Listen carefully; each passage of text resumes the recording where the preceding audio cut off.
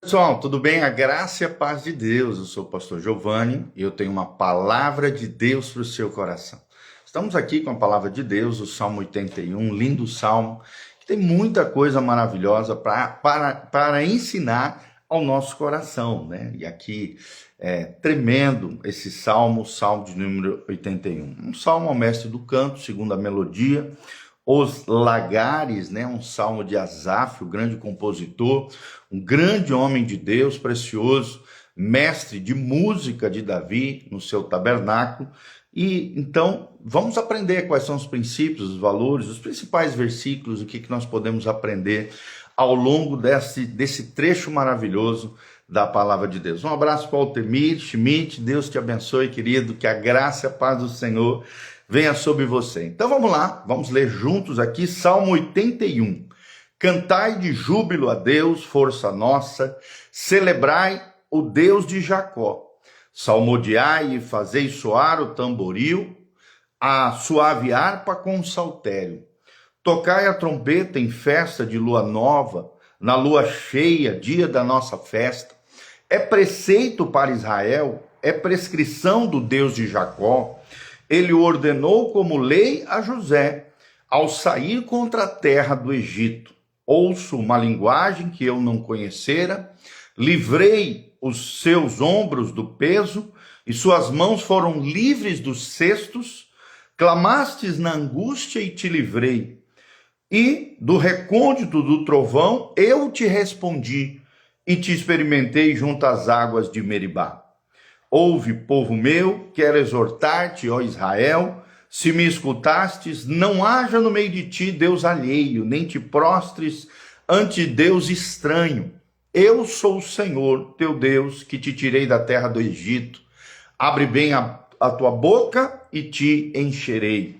Mas o meu povo não me quis escutar a voz, e Israel não me atendeu.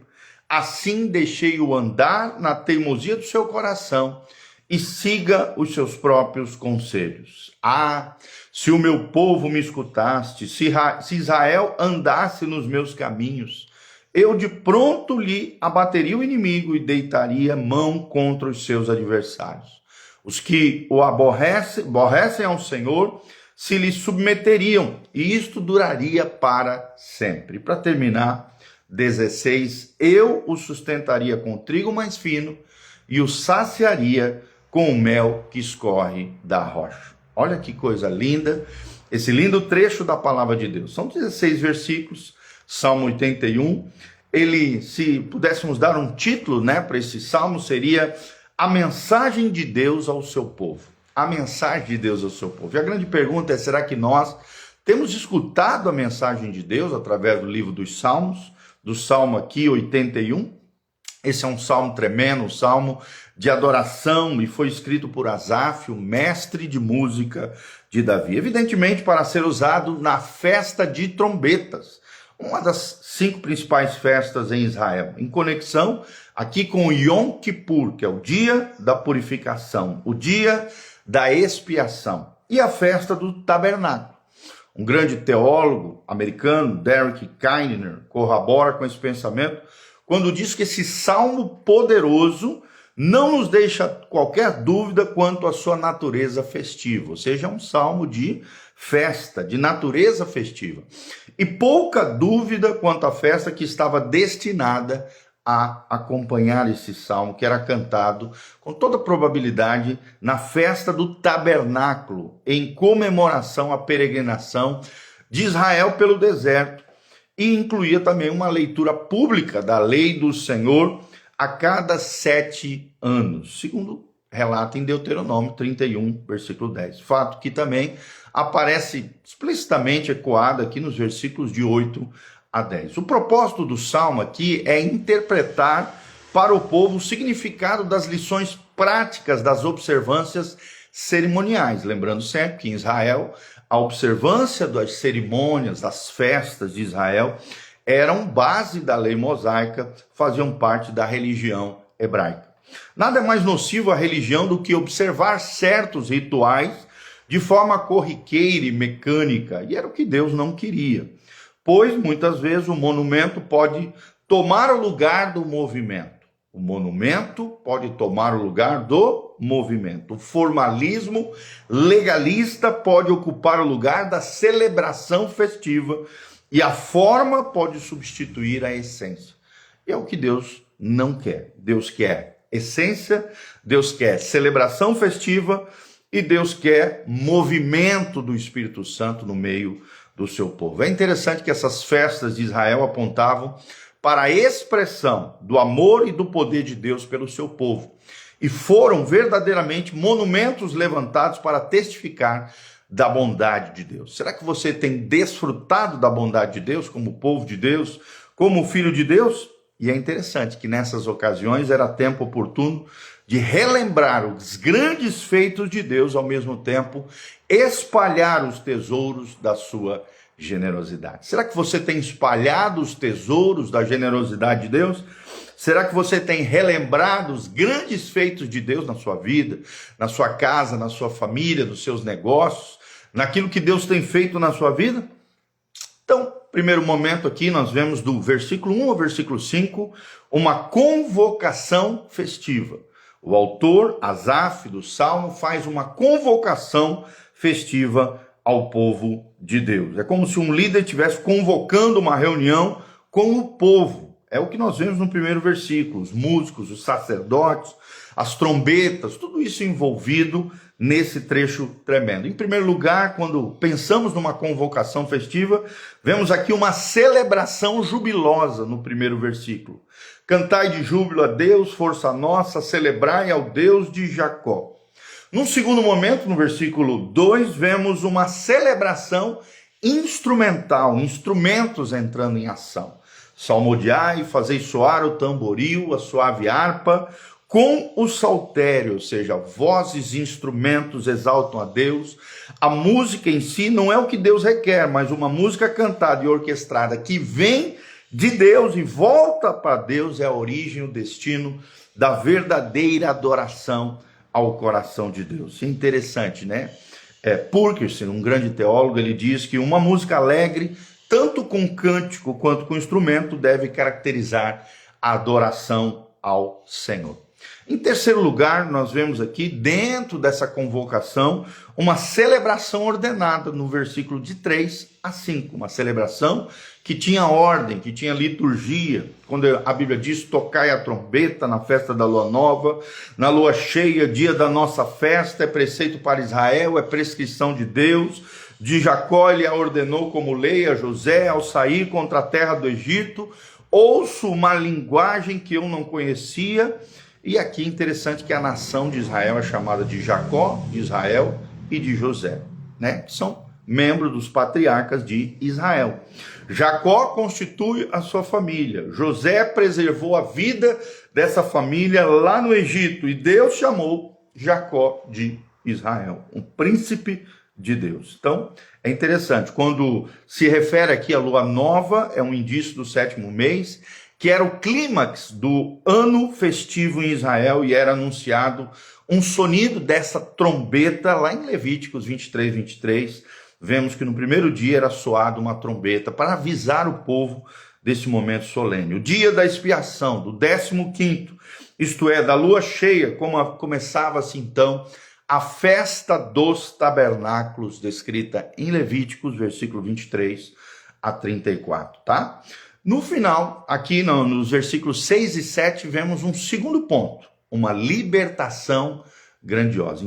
Além de termos uma convocação extraordinária, né? Uma convocação festiva do primeiro versículo ao 5º, vemos aqui do 6 ao 7 uma libertação grandiosa. O salmista aqui ele faz uma espécie de transição do culto prestado a Deus para a redenção operada por Deus. E dois fatos aqui são dignos de nota. Primeira nota que fazemos, em primeiro lugar, o livramento do jugo pesado, no versículo 6. Livrei os seus ombros do peso e suas mãos foram livres dos cestos. Ou seja, o povo de Israel viveu longos anos como escravo na terra do Egito, submetido a trabalhos forçados, sendo forçado a carregar terra, modelá-la, né, assá-la para fazer tijolos. Os israelitas eram verdadeiros burros de carga no Egito, pois faziam trabalhos forçados com escassez de pão, debaixo de estalido de chicotes, de carrascos. Deus, porém, livrou o povo dessas cargas pesadas e das suas mãos de trabalho escravo. Nas palavras de Spurgeon, príncipe dos pregadores, Israel recebeu a carta magna de Deus como presente do poder divino para a libertação do seu povo. Num segundo momento, vemos o livramento da angústia, no versículo 7. Clamastes na angústia e te livrei, do recôndito do trovão eu te respondi e te experimentei, junto às águas de Meribá. Ou seja, Deus viu a aflição do povo de Israel, ouviu o seu clamor e desceu ali para libertá-lo, lá em Êxodo 3, de 7 a 9. Spurgeon, príncipe dos pregadores, diz que da nuvem que o Senhor enviou tempestade sobre os inimigos dos escolhidos. A nuvem era o pavilhão secreto, no qual ele pendurava as armas de guerra, os dardos de raio, as trombetas do trovão. Partindo desse pavilhão divino, Deus veio e derrotou o inimigo para que os eleitos tivessem segurança. E assim é conosco. Deus livra e experimenta o seu povo, não para reprová-lo, mas para aprová-lo, não para destruí-lo, mas para tonificar as musculaturas da nossa alma. Spurgeon também destaca que a história de Israel é a nossa história de vida, pois em outro formato Deus nos ouve, Deus nos livra, Deus nos liberta, e com excessiva frequência a nossa incredulidade responde desgraçadamente com desconfiança, murmuração muitas vezes e rebelião. Mas grande é o nosso pecado, e grande é a misericórdia do nosso Deus. Glórias ao Senhor. Num terceiro momento, vemos uma exortação solene aqui do versículo 8 ao versículo 10. Vemos o perigo da surdez espiritual, quando a Bíblia diz: ouve, povo meu, quero exortar-te, ó Israel, se me escutastes. Ou seja, Deus não está exortando os povos estrangeiros, Deus está exortando o seu povo, o povo de Israel, o povo da aliança. Não obstante Deus ter remido o povo com a sua mão forte e poderosa na terra do Egito, sustentando o povo através do deserto, com farta provisão, derrotado os seus inimigos, com prodígios e maravilhas, o povo de Deus continua às vezes rebelde ao Senhor, tapando os seus ouvidos à voz de Deus, à voz divina. Em outras palavras, seus ouvidos estão surdos, sua cerviz, a dura cerviz estava dura e coração estava rebelde. Num segundo momento, em segundo lugar, o perigo da adoração falsa, no versículo 9. Salmo 81, 9. Não haja no meio de ti Deus alheio, e nem te prostres antes esses deuses estranhos. É o que diz o texto sagrado. Ou seja, a idolatria do Egito e dos povos vizinhos de Israel sempre seduziram ali o povo da aliança, o povo israelita. Além disso, ela é uma afronta ao Deus Todo-Poderoso e uma perversão ao culto divino. O Senhor requeriria do seu povo lealdade exclusiva, é o que Deus quer de nós, lealdade exclusiva. Tanto a ordem expressa do primeiro mandamento, não terás outros deuses diante de mim, lá em Êxodo 20, versículo 3, como a ordem expressa no Novo Testamento, que é: filhinhos, guardai-vos dos ídolos, lá em 1 João 5, 21. Spurgeon, príncipe dos pregadores, teólogo, grande pastor, disse: onde os falsos deuses estão, indubitavelmente haverá culto a eles. Enquanto houver ninhos, os pássaros sempre serão ávidos em voltar. Ou seja, o perigo da volta da idolatria. Num terceiro momento, vemos o privilégio da verdadeira adoração, no versículo 10. Eu sou o Senhor teu Deus, que te tirei da terra do Egito, abre bem a boca e te encherei. Vou repetir: abre bem a boca que te encherei. Ou seja, o motivo de Deus requerer lealdade exclusiva é posto com clareza aqui através do texto sagrado. A redenção da escravidão, em contraste com os ídolos vãos, Deus deixa claro que Ele é o Senhor. Deus é o Deus da aliança, o Deus da redenção, o Redentor de Israel. Alan Harmon, grande teólogo, também tem razão em dizer que o Senhor reafirma aqui nesse trecho a relação pessoal como Deus Redentor do Êxodo, aquele que reivindica de seu povo um culto exclusivo a ele, porque Deus é zeloso, Deus arde em ciúme, Deus quer exclusividade, gente. O Senhor é também aquele que responde às orações do seu povo, de modo que podemos abrir a boca para clamar a ele e termos a boca cheia da benevolência do Senhor. E para fechar esse salmo, nós vemos como um quarto momento aqui uma disciplina severa. Uma disciplina severa, versículo 11 e 12, diz que Asaf faz aqui uma transição abrupta e descreve Deus falando da desobediência e da incredulidade do seu povo. A desobediência é a porta de entrada da disciplina de Deus. E Deus repreende e disciplina os filhos a quem ama. Sim, está lá em Apocalipse 3,19. Deus usou as nações pagãs como chicote da sua ira para disciplinar o seu povo, e disciplina esta que é uma providência amarga, mas infelizmente quem não escuta a voz da graça, a voz do amor, recebe o estalido do chicote divino. E nesse ponto nós precisamos destacar duas coisas, dois fatos solenes aqui. Em primeiro lugar, a tragédia da desobediência deliberada. Versículo 11. Mas o meu povo não me quis escutar a voz, Israel não me atendeu. Ou seja, tapar os ouvidos à voz de Deus e recusar a ouvi-lo é enredar-se por uma estrada de terríveis acidentes. Warren Wiersbe, um outro grande teólogo erudito, destaca que a surdez espiritual e a desobediência deliberada persistem mesmo depois que Israel entrou na terra prometida.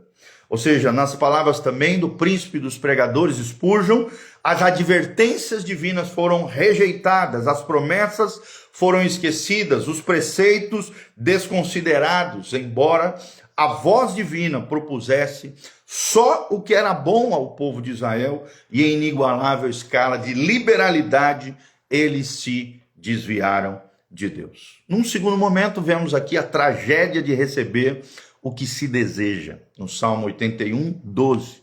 Assim, deixei-o andar na teimosia do seu coração. Siga ele os seus próprios conselhos. Infelizmente, gente, a pior coisa que pode acontecer ao pecador é Deus entregá-lo a si mesmo para beber até a última gota do cálice dos seus desejos. Porque, um grande teólogo diz, o pecado de Israel tornou-se o seu maior castigo, tendo em vista ser entregue ao pecado.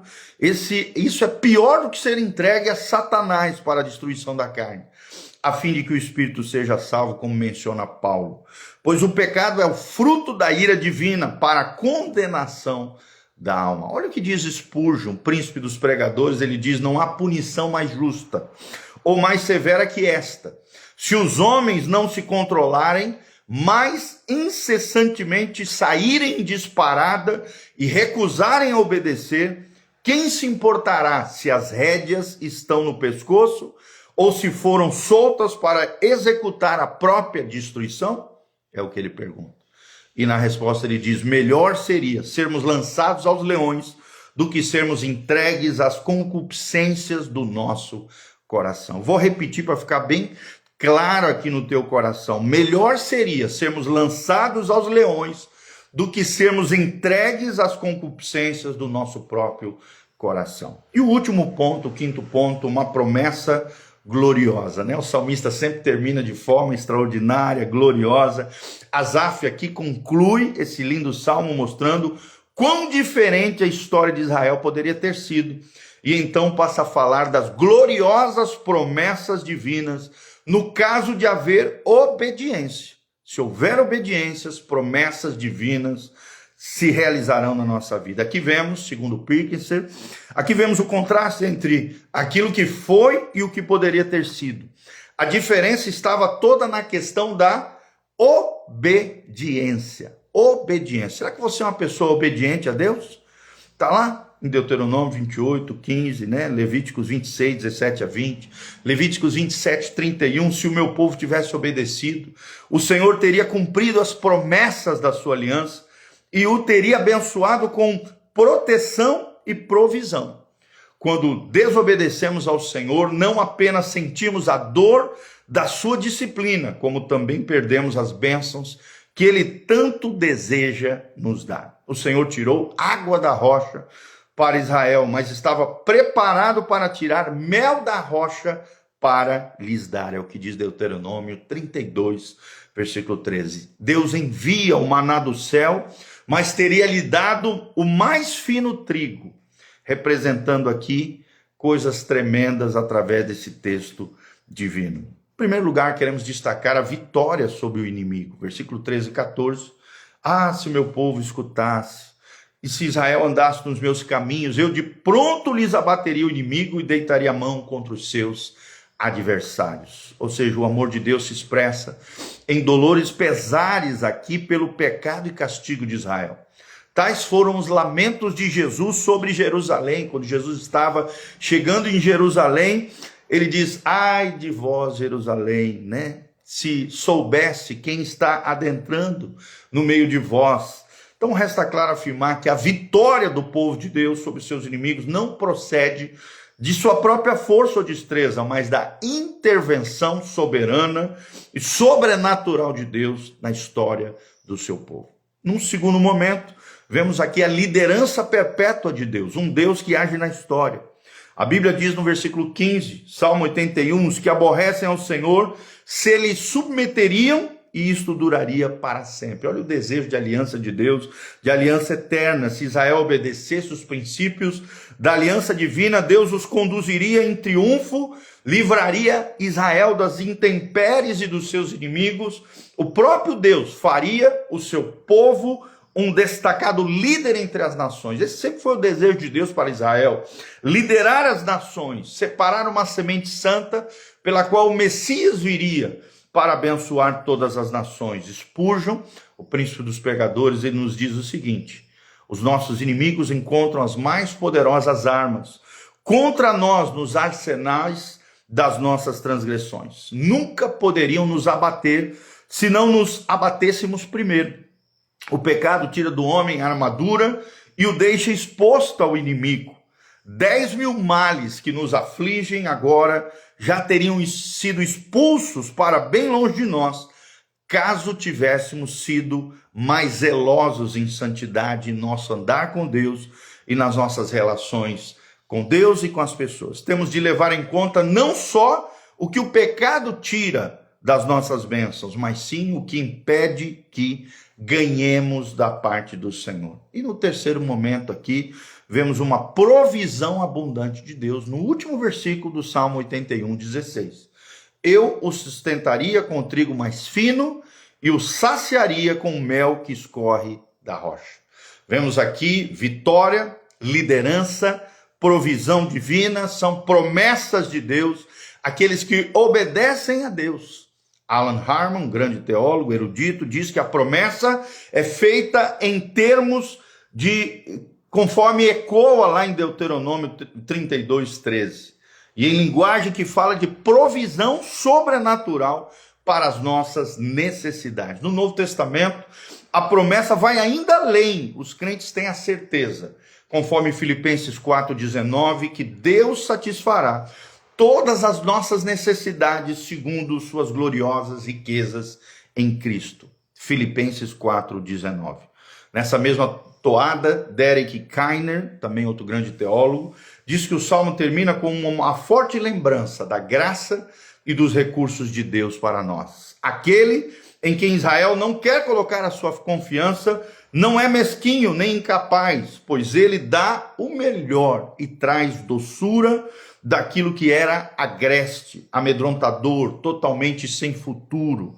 Deus traz doçura, Deus tem algo abundante para nós. E para finalizar, Spurgeon, quando diz que espiritualmente a rocha aqui designa Cristo, a rocha da nossa salvação, 1 Coríntios 10,4 menciona sobre isso, o mel que sai da pedra diz respeito à plenitude da graça de Deus que está em Cristo, e fala também do evangelho que é doce ao nosso paladar, arrancado do Calvário, o lugar onde o triunfo de Cristo se destacou, tá bom? Então esperamos de alguma maneira ter abençoado vocês. Vamos só lembrar quais são os pontos principais desse lindo salmo que nós mencionamos.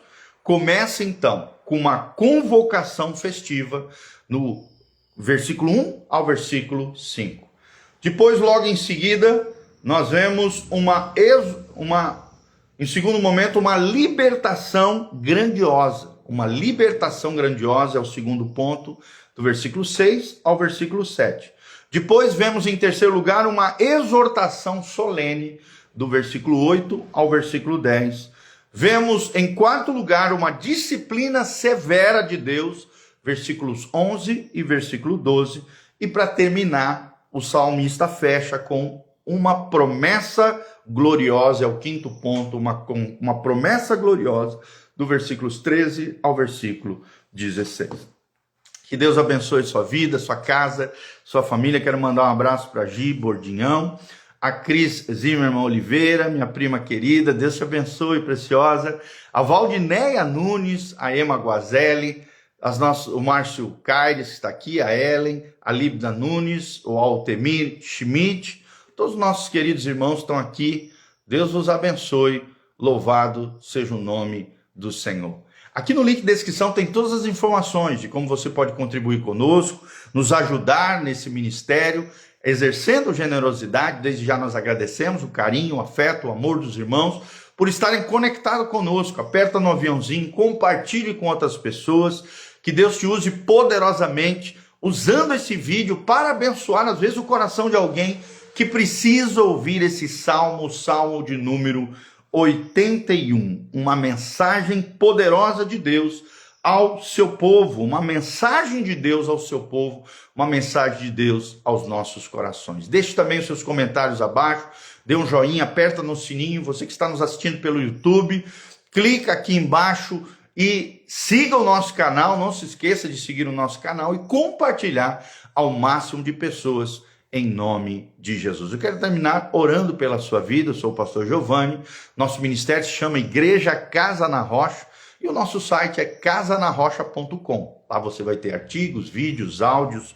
cursos online de graça, tudo isso para abençoar o teu coração. Pai, nós estamos aqui, terminamos essa live, Pai, apresentando a tua palavra gloriosa, trazendo ensinamentos preciosos ao coração dos nossos irmãos. Que o Senhor os abençoe, que o Senhor os guarde, que o Senhor os preserve, que o Senhor os livre de todo mal. Nós te pedimos essa graça, ser conosco, ministra ao nosso coração, derrama a tua graça e a tua glória, que possamos ouvir a mensagem do céu, possamos guardar a tua palavra no nosso coração, possamos viver tudo aquilo de lindo e maravilhoso que o Senhor tem para nós, jamais venhamos a tropeçar em ídolos e coisas vãs desse mundo, mas possamos ser fiéis em aliança com o Senhor, em compromisso com Deus, guardando a tua palavra, obedecendo os teus preceitos e trilhando o caminho de vida eterna que o Senhor preparou para nós. Que haja abundância, que haja provisão, que haja prosperidade na vida daqueles que nos ouvem. Pai, liberta os cativos,